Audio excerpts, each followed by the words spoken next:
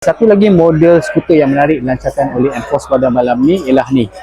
Nama dia SYM Naga 155. Bahagian depan model SIM Naga 155 ni memang lain lah daripada skuter yang biasa kita tengok dekat atas jalan. Dia ada lampu utama dekat sini dan lampu DRL dan dia punya fairing macam ni. Oh, lain sikit lah.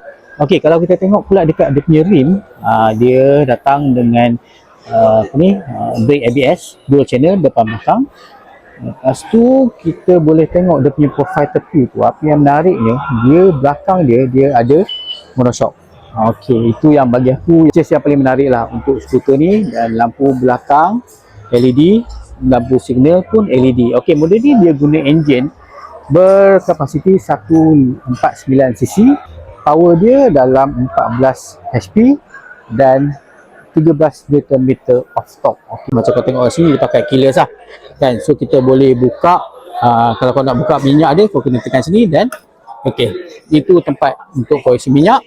Dan dekat bahagian tengah ni pun ada ruang untuk kau letak barang. Dia punya meter jenis LCD tapi dengan berwarna lah. Bawah sini dia punya ruang tu agak luas jugalah, bolehlah untuk kau letak satu helmet. Harga dia dekat 8,000 dan dia ada 4 pilihan warna. Ini adalah salah satu warna dia, warna putih, ada juga warna hijau dan warna merah kat atas lampu.